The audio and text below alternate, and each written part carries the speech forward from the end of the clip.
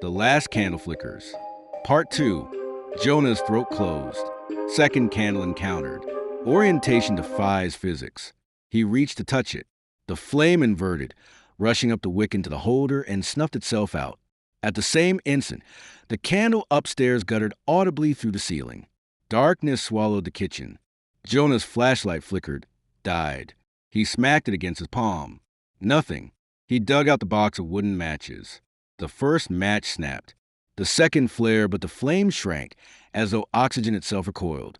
On the third try, the match ignited long enough for him to see the plate again.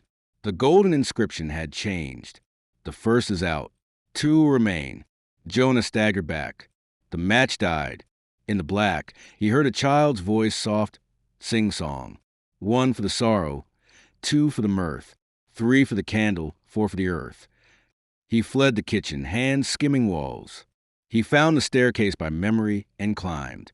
The candle in the child's room still burned, but its flame had turned blue, corpse cold. Jonah slammed the door behind him. He narrated in a whisper, premise of folklore confirmed. Candle extinction triggers manifestations. Must preserve remaining flame. He looked around for anything that might shield the candle from snuffing. The rocking chair creaked once, as if agreeing. Then he noticed the walls. The circus animals had moved. The headless lion now faced a window. The elephant's tutu was torn and flapping though there was no breeze. Jonah rubbed his eyes. The wallpaper was not paper after all but thin fabric, vibrating faintly like a drum skin. Something underneath it pushed outward, tracing the shape of a small hand. Jonah backed against the window.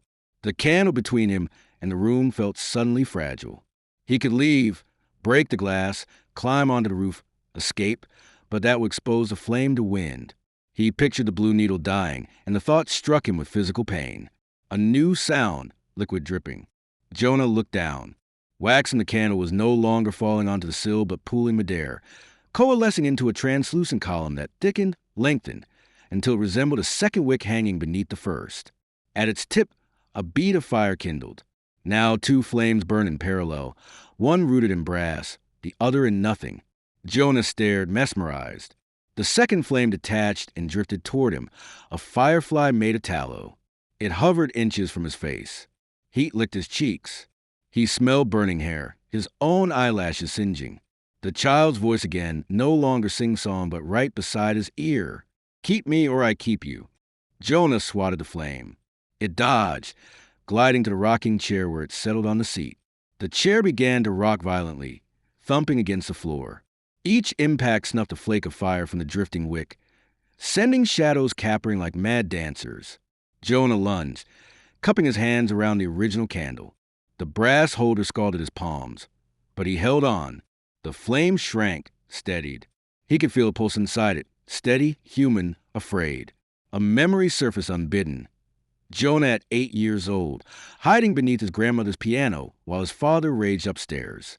His grandmother lit a candle during storms, so the dark nodes were still fighting. When the power failed, she let Jonah hold the candle. He remembered its small, fierce heart, how it made the thunder sound far away. After she died, Jonah's father threw every candle in the house into the trash. Fire breeds false hope, he'd said. The rocking chair stopped. The floating flame winked out. For a moment the room held its breath. Then the wallpaper tore. A jagged slit opened from floor to ceiling. Behind it was not lath or plaster, but a tunnel of absolute black, exhaling cold that frosted Jonah's breath midair. From the tunnel emerged a child hand, pale, blue-veined, fingertips charred black. The hand reached for the candle. Jonah jerked away. The hand followed, stretching on an arm too long, jointed wrong, elbow bending backwards with a wet pop. Jonah did the only thing he could think of. He put the candle in his mouth. The brass seared his tongue.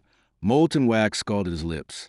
But the flame sheltered between his teeth, safe from wind and fingers.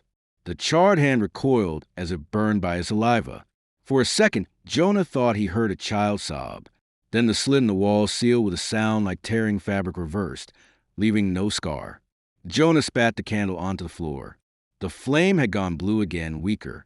Wax bled from his split lip. He crawled to the satchel, searching for anything that might protect the wick. His fingers closed around the thermos. He appended it, coffee splashed, steaming. He poured a thin ring of liquid around the candle. The dark liquid formed a perfect circle, then sank into the wood as though absorbed. Where it vanished, new wood sprouted, pale, unvarnished, smelling of sap.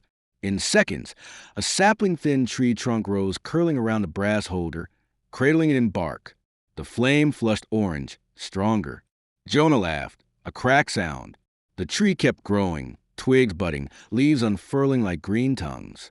In moments, a young birch stood in the bedroom, its crown brushing the ceiling. The candle sat embedded in the trunk at heart height, burning without consuming wood. The temperature warmed. Jonah felt exhaustion slam into him. He leaned against the birch. Bark patterns looked like faces, his grandmother, his father, himself at 8. He closed his eyes. He woke to daylight. Sunlight spilled through the broken window onto a floor clean of dust. The birch was gone.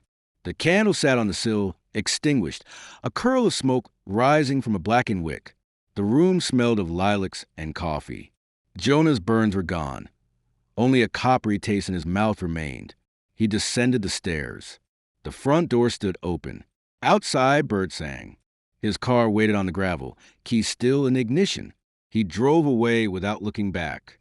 3 months later, Jonah submitted his dissertation, Extinction Myths and the Persistence of Liminal Light, a folkloric study of the Wickering phenomenon. It was awarded distinction, though reviewers noted the final chapter read more like fiction than ethnography. Jonah never corrected them. But every year on the 23rd of October, no matter where he is, Jonah lights a single candle at sunset and sets it in a window. He sits beside it until dawn. He does not sleep. Sometimes, when the wind is wrong, he hears a child crying behind the flame. Sometimes, when the candle gutters, he tastes wax and copper and hears his grandmother whisper, "The dark is always fighting. Keep the light." And so he does, because he knows now that some doors, once open, never truly close. Some children, once lost, find their way home by the warmth of a borrowed flame.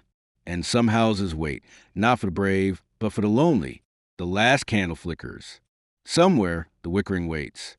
If you enjoyed our video, please subscribe to our channel. Share the video with others, and don't forget to like it.